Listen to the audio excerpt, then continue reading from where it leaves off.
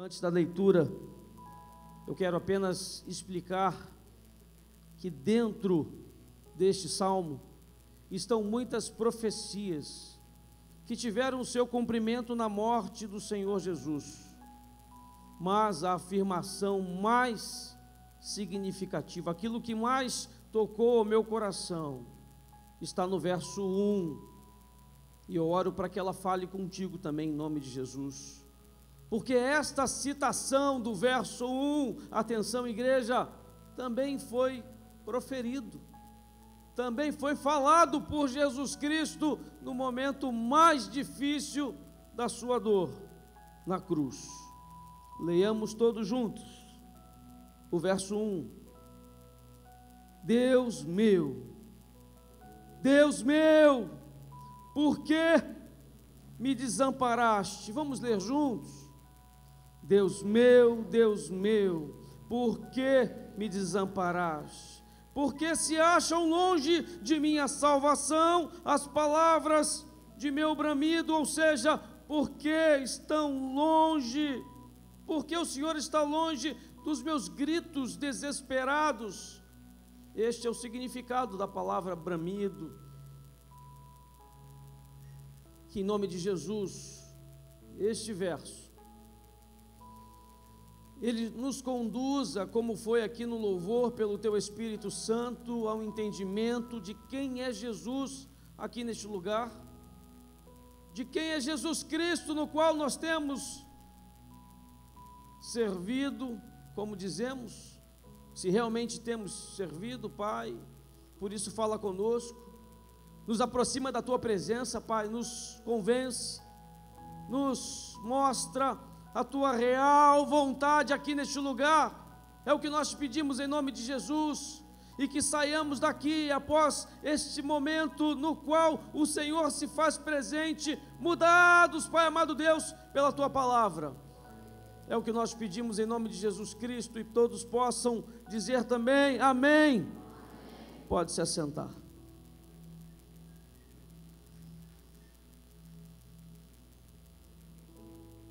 Eu sei que todos já sabem, mas aqui é importante nós lembrarmos a cada culto, no qual nós nos reunimos para adorar ao Senhor, cabe a nós, antes de qualquer fala, antes de qualquer louvor, antes de dizer qualquer coisa a Deus, cabe-nos aqui como crentes, lembrarmos que aqui Jesus carregou a nossa condenação, carregou os nossos pecados, carregou os nossos erros, carregou as nossas falhas. Nessa hora deste verso aqui, Jesus, ele experimentava o momento mais sombrio, mais doloroso, mais triste da sua vida, e isso tudo ele passou, ele enfrentou, ele encarou, por mim e por você. Essa palavra precisa ser voltada à temática das pregações dos pastores e das igrejas nos dias atuais. Estamos muito preocupados apenas com as questões psicológicas, estamos preocupados com a crise, com as dificuldades que temos enfrentado no dia após dia. Mas crise sempre existiu, dificuldades sempre enfrentamos, mas quando observamos por parte da igreja uma preocupação em alimentar o povo daquilo que é a vontade dele, eu digo dele, do povo, não de Deus, a gente tem que voltar lá atrás e começar a entender o que estamos verdadeiramente fazendo aqui neste lugar. Estamos na casa do Senhor, aqui é uma igreja. Igreja de quem? A minha? A sua? Não, de Jesus Cristo de Nazaré. Então, se dizemos aqui que estamos diante dele, diante da tua mesa, diante da tua ceia, e que ela é algo altamente espiritual, só nos resta aqui nos lembrar daquilo que ele fez sobre as nossas vidas. Ele suportou tudo isso por nós. Isso é adorar ao Senhor, isso é cultuar a Ele, Isto é santa ceia. Santa ceia é lembrar dele, é lembrar da sua cruz, é lembrar da sua morte. Por isso eu queria que você abrisse novamente a sua Bíblia, lá no verso 20, lá no Salmo 22, lá no verso 1, já lemos, e vamos ler mais alguns versos a partir do 2, do segundo.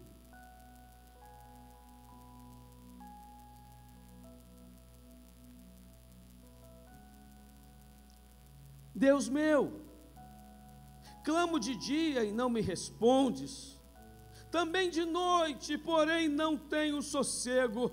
Meu Deus, talvez hajam aqui pessoas da mesma forma vivendo esse momento, mas a palavra do Senhor vai dizer aqui para nós: apesar dessas lutas, contudo, tu és santo. Diga isso, apesar das dores que me fizeram até aqui chegar nesta tarde, apesar de tudo isso, diga isso a Ele: tu és santo, tu és Deus, tu és todo-poderoso, tu és o Senhor dos céus e da terra, tu és o Senhor da minha vida, da minha família, dos meus negócios, de tudo. O Senhor é Deus, diga isso a Ele. Contudo, tu és santo, entronizado entre os louvores de Israel. Na primeira fala da ministra aqui hoje, Ele já estava aqui. Na primeira oração que fizeram aqui, antes do povo chegar a esta igreja, Ele já estava aqui. No momento da ministração, Ele estava entronizado entre os louvores de Israel. O que é isso, pastor? Ele estava presente ouvindo a nossa voz. E como é que estávamos a louvar? Preocupado com o jogo, com o compromisso no horário de sair daqui, com as nossas lutas pessoais, ou estávamos realmente entronizados daquele que estava aqui neste lugar? Verso 5: a ti clamaram e se livraram, confiaram em ti e não foram confundidos. Verso 7: todos os que me veem zombam de mim. Olha a situação de Jesus: afrouxam os lábios e meneiam a cabeça. Ou seja, menear é olhar, balançar a cabeça. Assim olhavam para Jesus. Confiou no Senhor, livre-o Ele, salve-o, pois nele tem prazer. Contudo, tu és quem me fez nascer e me preservaste, estando eu ainda ao seio de minha mãe. A ti me entreguei desde o meu nascimento, desde o ventre de minha mãe. Tu és meu Deus, não te distancies de mim, porque a tribulação está próxima e não há quem me acuda. E o verso 14 vai dizer: derramei-me como água, e todos os meus ossos se desconjuntaram, meu coração fez-se como cera, derreteu dentro de mim, secou-se o meu vigor como um caco de barro, e a língua se me apega ao céu da boca.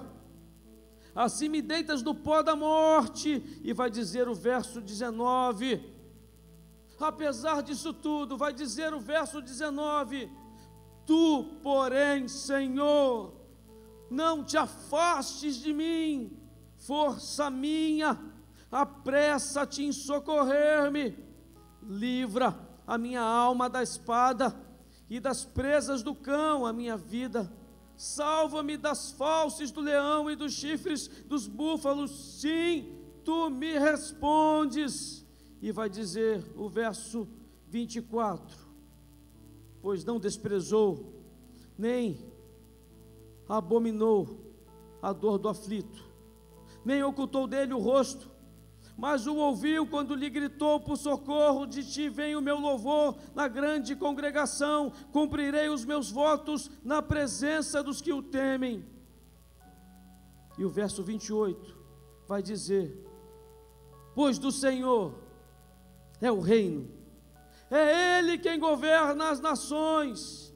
E o verso 31, para encerrar, vai dizer: hão de vir a anunciar a justiça dele ao povo que há de nascer, contarão que foi Ele quem o fez, ou seja, todo o livramento que Ele aqui nos der nesta tarde, tudo aquilo que Ele fizer nas nossas vidas aqui nesta noite, todo milagre, toda bênção, toda cura, toda mudança de comportamento, toda estratégia entregue, todo inimigo derrotado, nós vamos sair daqui contando que não foi nós quem fizemos, mas foi Ele, Deus, quem fez. É impossível olhar para esse salmo e não ver aqui a crucificação de Jesus Cristo. Quem o lê pode até imaginar que é uma narrativa poética dos acontecimentos do Calvário, e de fato é. Mas esses versos foram escritos cerca de 900 anos antes que Jesus fosse crucificado.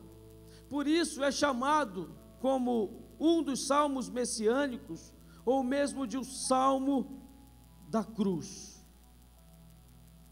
E nesse início de noite, quando daqui a alguns minutos estaremos celebrando a ceia do Senhor, ceia onde Ele veio até aqui ceiar conosco, Deus me direcionou a estudar esta palavra, essas profecias reveladas, porque elas se cumpriram na crucificação do nosso Senhor. E a primeira coisa que nós observamos aqui é que Ele nos dá uma palavra onde Ele diz que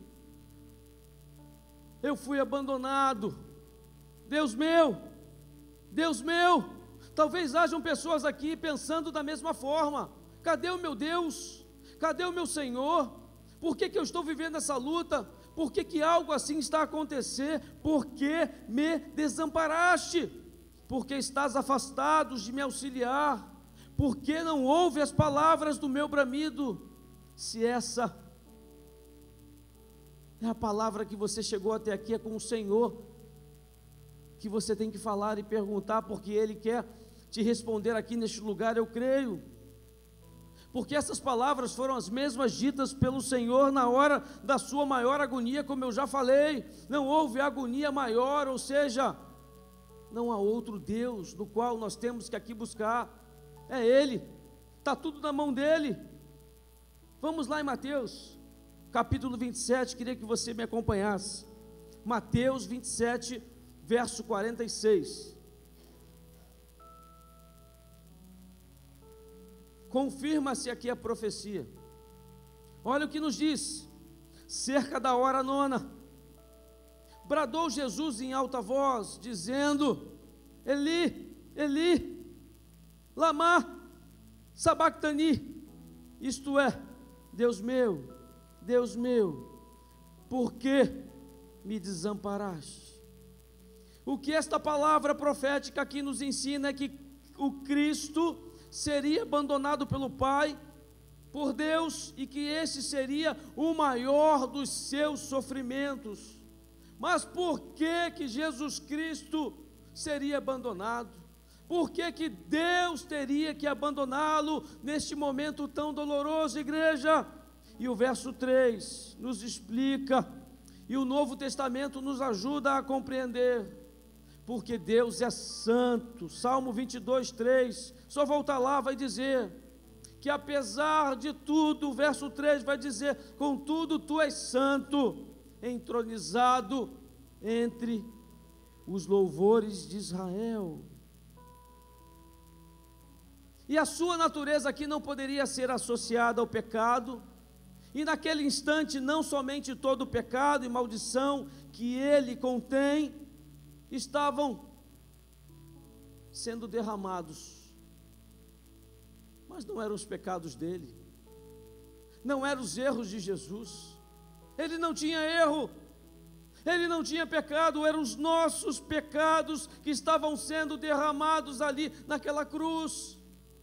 Mas nós nos esquecemos disso. Dia após dia caminhamos em direção à igreja, estamos sempre a ouvir uma palavra, estamos sempre na internet a buscar uma palavra que nos impulsione, que nos dê mais alegria, que nos coloque ligados mais em Deus. Mas para nos ligarmos verdadeiramente em Jesus Cristo, precisamos lembrar dele, do que aconteceu. Ele se fez pecado por nós, por mim e por você, e por isso nós estamos aqui hoje no culto de Santa Ceia para lembrar os seus feitos em nossas vidas. Gálatas 3:13, quem puder, leia comigo.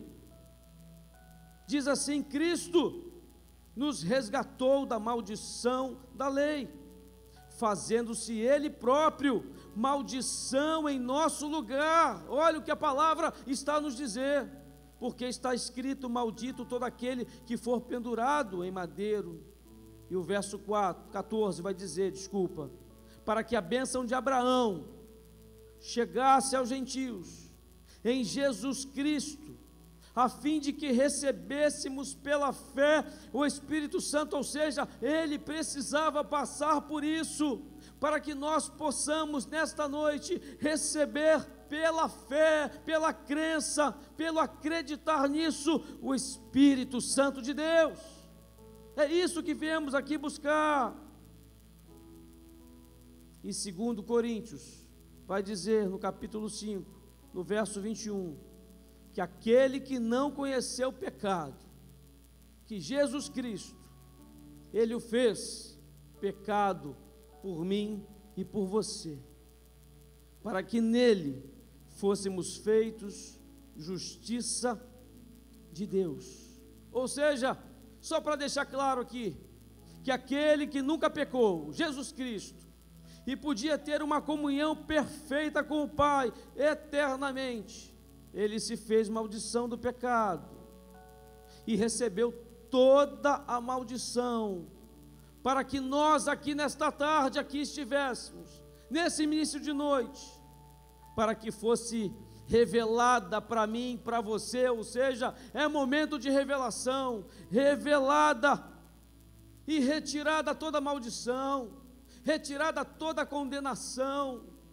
Quando pegamos os elementos em nossas mãos, se nós fizermos desse momento um momento de verdadeira fé e entrega no Senhor, reconhecendo quem Jesus Cristo é em nossas vidas, toda forma de maldição, toda feitiçaria, toda macumbaria, todo olho contrário, tudo aquilo que tenta por parte do maligno nos alcançar, toda ela não tem valor, porque estamos protegidos pelo sangue de Jesus. Toda a condenação do pecado, toda a nossa história vergonhosa, todos os nossos erros, tudo aquilo que fizemos foi cancelado neste sangue em Cristo Jesus. É isso que a palavra está dizendo. E o maior de todos os sofrimentos do nosso Salvador, Jesus Cristo, a maior dor não foi da sua carne, foi a espiritual, quando ele aviltou a sua própria natureza para nos salvar. E hoje, quando nós celebramos esta Santa Ceia do Senhor, no momento que estivermos tomando do vinho e comendo do pão, nós vamos lembrar do significado da cruz, do que aconteceu ali naquele lugar, para que os nossos pecados fossem derramados ali naquela cruz, toda a maldição sobre ele. Ele foi humilhado, vai dizer a palavra do Senhor, não porque merecia, mas por mim e por você. Salmo 22, verso 6, acompanhe comigo.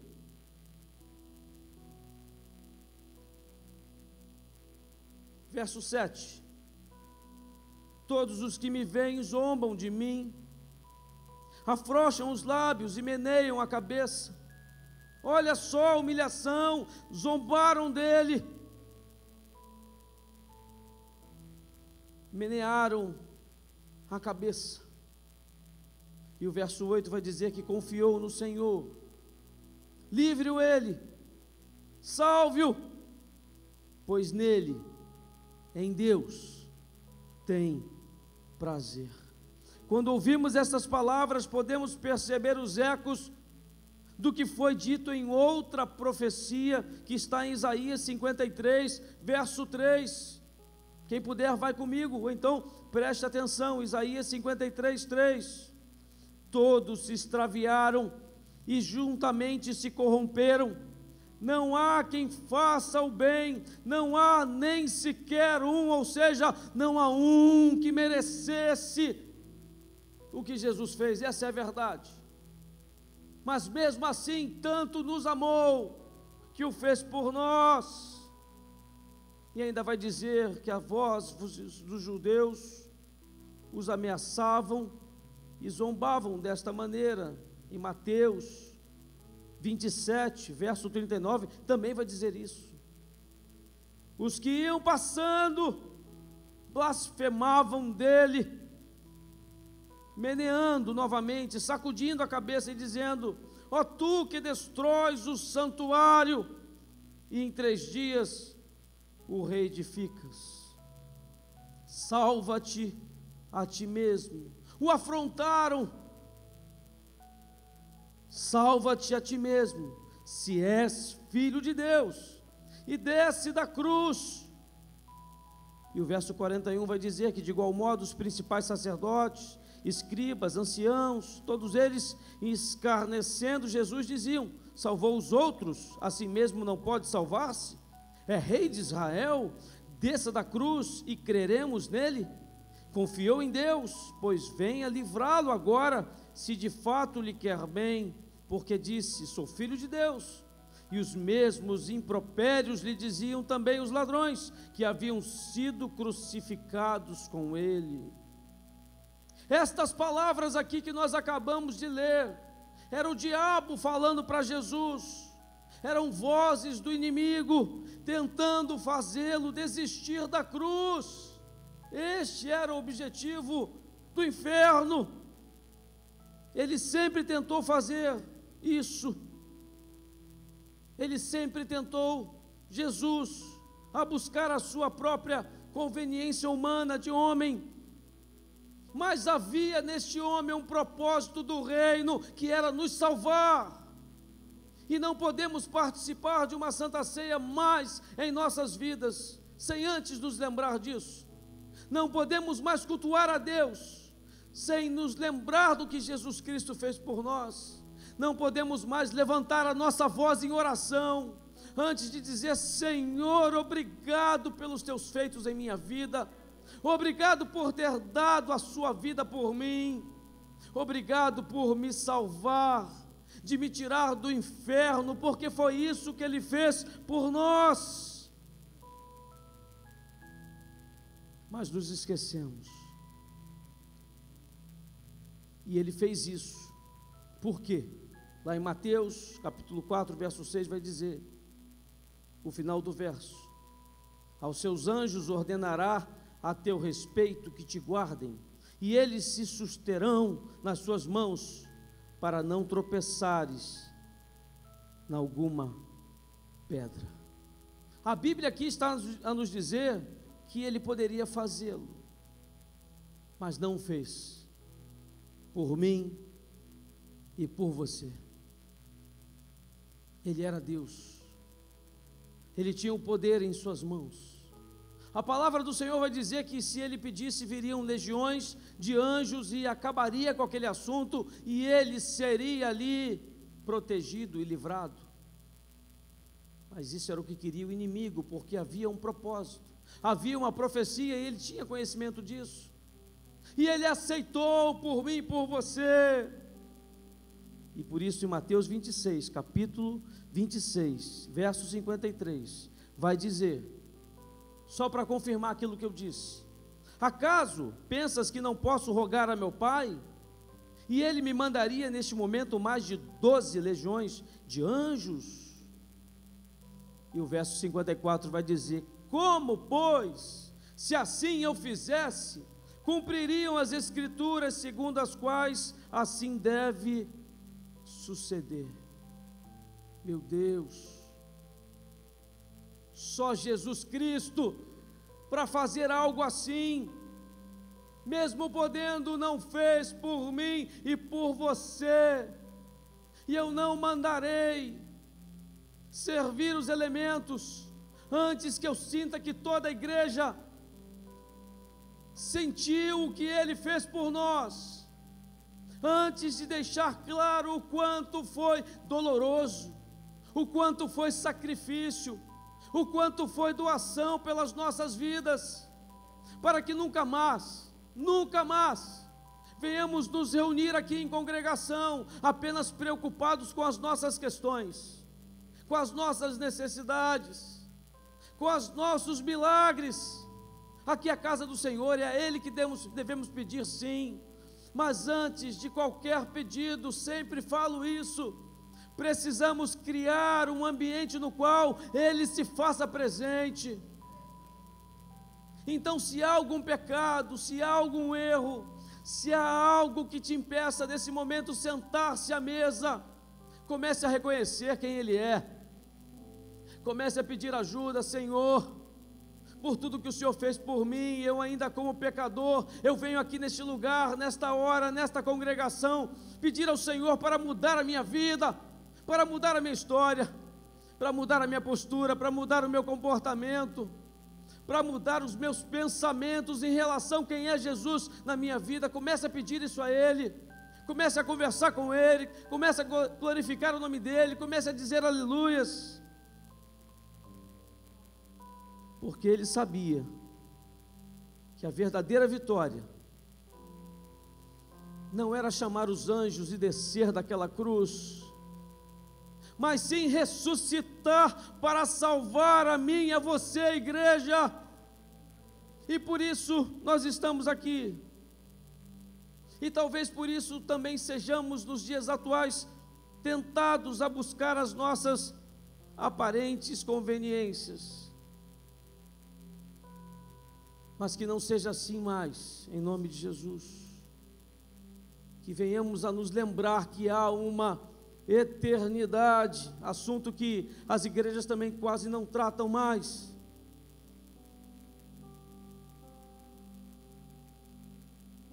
e que não venhamos mais a esquecer das vitórias que permanecem lá na eternidade. Pastor Derucci prega muito sobre isso. Aonde será a nossa eternidade? No céu ou no inferno? Aonde será a nossa a eternidade daqueles que nós mais amamos, da nossa família, dos da nossa casa, dos da nossa parentela, dos nossos amigos? Aonde será a eternidade? Por que o pastor fala isso? Porque talvez não tenhamos ainda dado início a um processo no qual o Senhor Jesus Cristo possa ser visto pelos nossos. Porque se tivessem visto Jesus em nós aqui, eles já estariam sentados ao nosso lado aqui, para ouvir uma palavra nesta tarde, nesta noite. Mas que isso mude em nome de Jesus, que este sentimento nasça no nosso coração, que nós não venhamos precisar apenas de um papel de controle, de quantas vezes chamamos, convidamos, trouxemos, até que ele seja livre de todo mal e seja batizado nas águas e viva uma novidade de vida. Não seja necessário sequer isso, porque isso se transformará num ato dia após dia em nossas vidas. Mas não temos espaço no nosso tempo, na nossa agenda. Trabalhamos demais, corremos demais, estamos sempre ocupados, e sequer aqueles que nos rodeiam também não estão sendo impactados. Mas que isso mude em nome de Jesus, que venhamos resgatar no nosso coração o sentimento de compaixão que Jesus Cristo nos ensinou, um verdadeiro amor, que as pessoas possam perceber isso em nós, nas nossas escolhas, nas nossas atitudes, nas nossas palavras, nos nossos gestos, que não sejam apenas da boca para fora, a paz, irmão, a paz, irmã, mas que seja muito mais do que palavra, seja verdadeiramente um abraço, onde você possa dizer ao seu irmão e à sua irmã a paz, mas perguntar: está precisando de alguma ajuda? Há algo que eu possa fazer? Conta comigo. Que não possamos mais embarrear aqueles que querem voltar para o Senhor. Estamos sempre citando um motivo, uma dificuldade. Há pessoas que querem voltar à igreja, mas não voltam por nossa causa. Há pessoas que querem voltar a exercer o seu dom, o seu talento, e talvez alguns aqui assim estejam e não tenham a sua oportunidade de servir ao reino. Mas que isso mude na cabeça da nossa liderança, que isso mude na sua cabeça.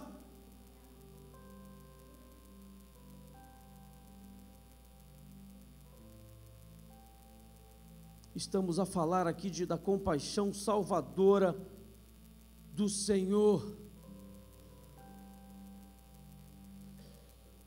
Somos discípulos de Jesus Cristo, ou pelo menos assim dizemos que somos. A palavra do Senhor diz que precisamos nos autoexaminar antes de participarmos desse momento. E por isso é necessário esta pergunta: será que somos realmente dotados desse amor, dessa compaixão, desta preocupação? Será? Em Lucas 23, no verso 26, quem puder ler comigo. Simão leva a cruz de Jesus aqui e diz assim: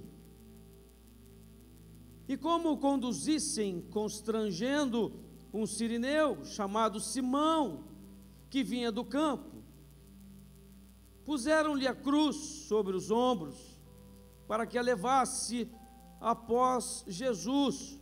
Jesus aqui está rumo ao Calvário. Verso 27. Seguia-o numerosa multidão de povo, e também mulheres que batiam no peito e o lamentavam, ou seja, sofriam, choravam. Porém Jesus, olha o que fez Jesus Cristo.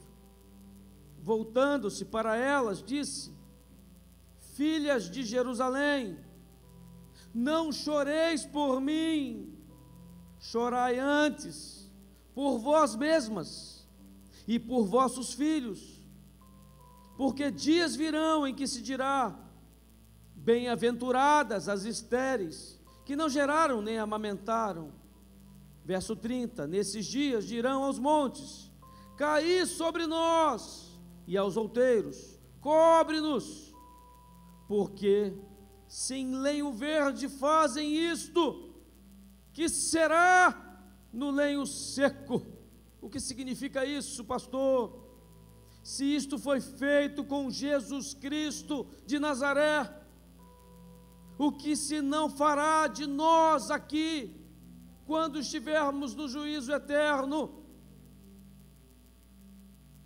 Por isso que antes da ceia, para que ela tenha valor, nós precisamos avaliar os nossos atos, a nossa postura, quem nós realmente temos sido, porque só assim poderemos honrar a esse Jesus Cristo, lembrar dele, da sua morte, da sua cruz, nesse momento, porque tudo quanto ele fez, foi para que tenhamos vida e salvação eterna. Eu disse vida eterna em Jesus Cristo, não apenas nos anos de vida aqui na terra, mas o que a palavra está dizendo que será aqui e pós daqui, em nome de Jesus. Como igreja precisamos crer, pregar, falar, que Ele um dia voltará para nos buscar. Não apenas preocupado em oratória, em homilética, precisamos sim nos preparar, conhecer, claro, mas precisamos viver aquilo que Deus tem falado conosco, para que tenhamos sim vida e salvação. Por isso, antes de receber esses elementos, tenha um tempo de oração e adoração ao Senhor Jesus. Adoremos a esse Senhor, lembrando de que tanto Ele nos amou, E você ouvirá isso dezenas de vezes aqui neste lugar, nesta tarde, nesta noite, porque há necessidade. Eu não sei se você entende assim, mas eu entendo, o Senhor tem me confirmado isso. Há uma batalha espiritual em tudo em que nós fazemos, e o inferno tenta nos travar, e o inimigo tenta nos desanimar, e o diabo tenta tirar o nosso foco, tirar a nossa mente, tirar a nossa prioridade, tirar aquilo que realmente é urgente em nossas vidas. E a igreja está se esfriando, e os crentes estão sendo consumidos, estão na igreja, mas estão sendo enganados pelo inimigo, porque ouve semana após semana, mas ouve e já esquece, não grava, não memoriza, não medita, não estuda. Tem tempo para tudo. Para o celular então é que nunca falta. WhatsApp, Facebook, Instagram, e não sei mais o que. Séries, livros. Mas procuremos como igreja lembrar da vontade do Senhor. Então deixa Ele falar contigo. Ele está falando aqui com cada um a sua necessidade, assim eu creio.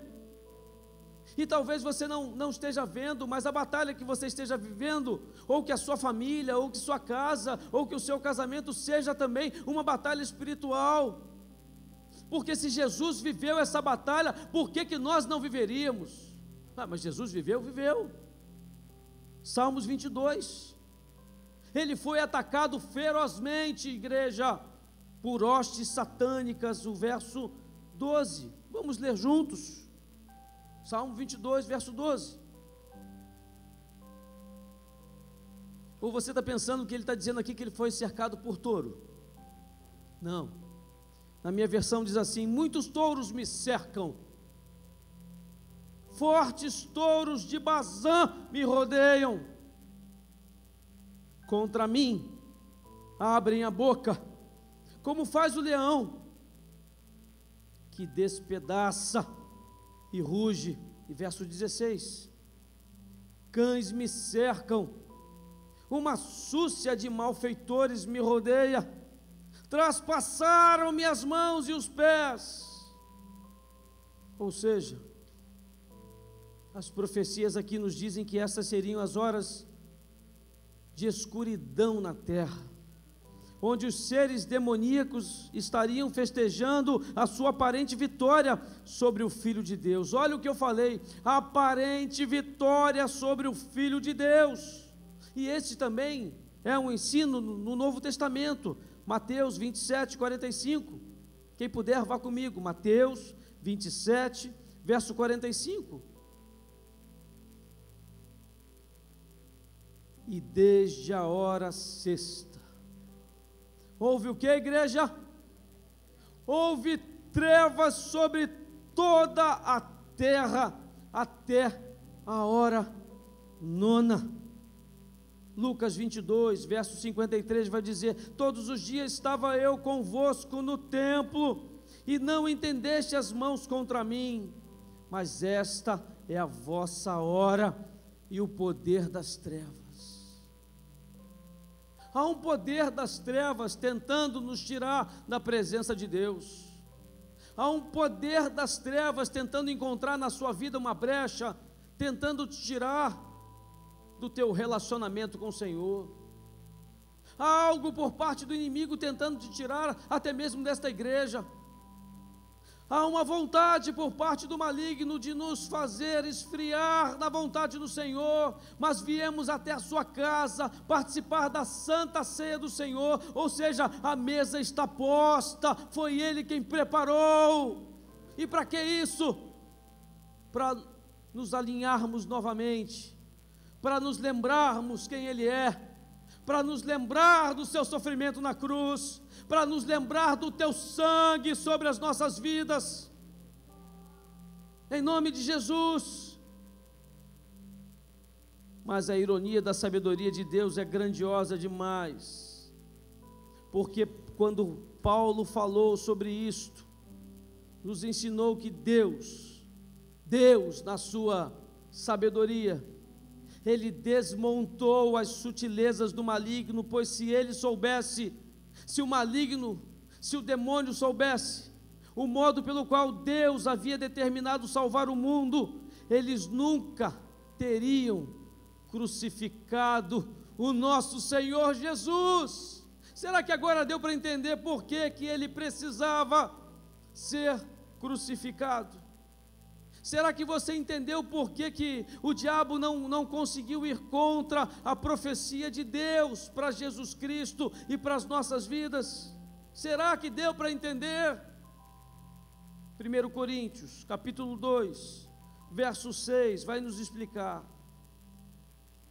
Entretanto, expomos sabedoria entre os experimentados, não, porém, a sabedoria deste século, nem a dos poderosos desta época, que se reduzem a nada, mas falamos a sabedoria de Deus, em mistério, outrora oculta, a qual Deus preordenou desde a eternidade para a nossa glória, sabedoria essa que nenhum dos poderosos deste século conheceu. Olha o que o verso 8 está a dizer: sabedoria essa que nenhum dos poderosos deste século conheceu, porque se tivessem conhecido, jamais teriam crucificado o Senhor da glória. Se hoje temos a vitória sobre todos os principados, se hoje temos a vitória sobre todas as potestades, é porque o nosso Senhor Jesus Cristo os venceu na batalha da cruz. Isto é cruz, e por isso devemos louvar ao Senhor nosso Deus aqui neste lugar. Antes de participar mais uma vez deste momento, eu preciso dizer, porque Ele morreu para que eu e você, nós tivéssemos aqui nesta noite vida, e vida abundante, vida com Deus, vida com Teu Espírito Santo. Somente por causa disso,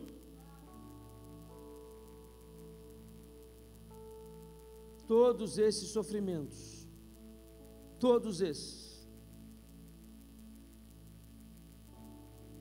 que culminaram na morte do meu Senhor, na morte do seu Senhor, só tinha um propósito, só tinha um motivo, para que através da sua morte,